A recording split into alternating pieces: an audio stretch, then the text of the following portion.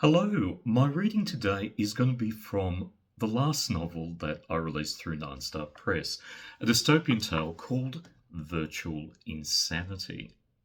Now, although this is my last novel, the that was released the year before is more popular and is known well, so this is why I'm reading from this one today. This is one of my few dystopian novels. It is the sequel of Social Media Central, where Taylor fights the evils of societies that are losing touch with each other due to the all knowing, all seeing Social Media Central. Taylor is a bisexual character. It's important to note for this reading. And yeah. The other thing I need to explain from this reading, there's a reference to something called My Perfect Life, which basically in the future, rich people will hire whole production crews to document their lives, post it up on social media, and be social media or sort of like reality TV stars. So here we go. From Virtual Insanity. Taylor, you have no idea what an honour this is. Within a mass of hard drives and screens secured to the walls, an imposing machine greeted me. Its military cannon-like arms rotated and connected into ports on the wall, then ejected and reinserted into different ports. These arms functioned separately from the gestures of its head, as if they had independent brains. Coloured wires linked the arms into a flat metal body, yet these floating wires didn't look strong enough to support its large steel limbs. But I know what I saw. Its arms glided gracefully, like helium-filled balloons. Its gleaming legs were weighted with shields, similar to what a batsman wears during a cricket match. These shields were made of sharp-edged metal. My cheeks were warmed by the heat radiating from its purple laser-lit eyes.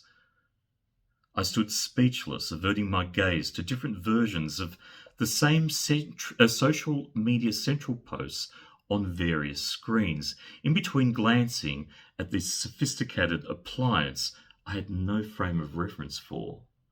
Trust me, little boy Taylor, I know of your exploits in Astro City.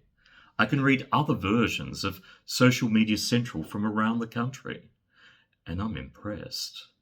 That's why I asked little man Stuart to bring you here. Now, I know you have many questions, but maybe it's easier for me to rabbit on about the bigger picture. Or I could tell you who I am. Maybe tell you why I am. Or perhaps you'd like to keep standing there like a mute while you collect your wandering thoughts and come up with your own line of inquiry. A gleaming AV Enterprises badge was at the centre of its spine, the technical manufacturing juggernaut I used to work for. And there was a tempo to when it would plug into another port and what appeared on the screen. The same post would have a different initial reply depending on which screen I looked at. But these distinctive replies were authored by the same profile picture, so alternative versions of the same feed were created for different viewers. When its arm detached, the screens would change to a new page, and another unsuspecting citizen who possibly never read the post would have had their responses fraudulently authored by this robot. My Perfect Life appeared with its privileged cast on a cruise ship. There was a few likes under the video, but when the robot reattached itself to the socket, about a hundred thumbs down appeared. I did that one for you, little boy with the nemesis named Stuart who wishes he was you, Taylor.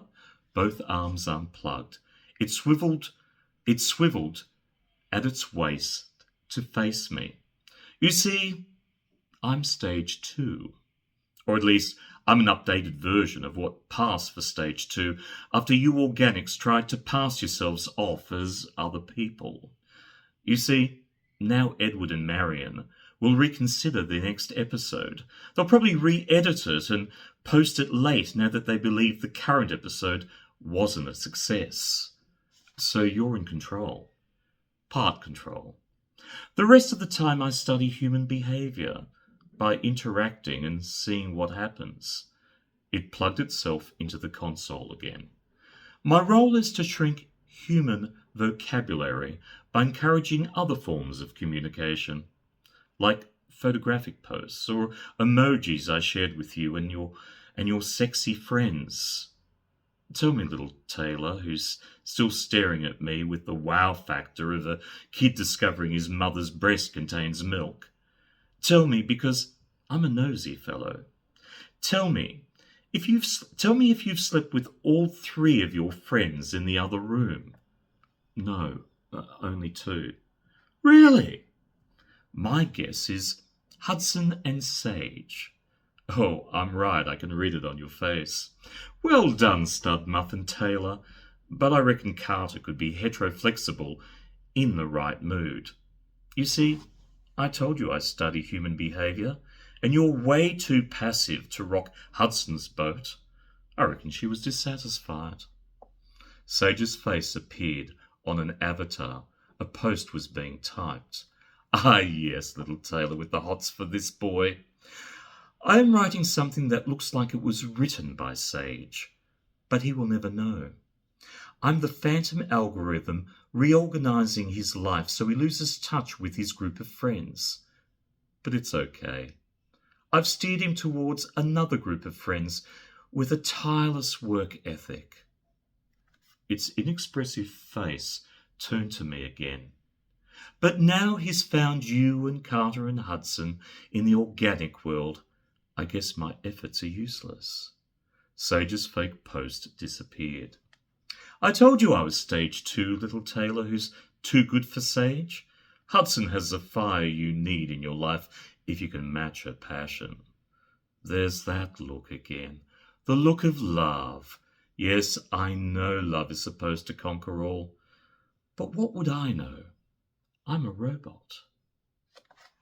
So that's a little sample of virtual insanity when a tale of augmented reality gaming players and robots.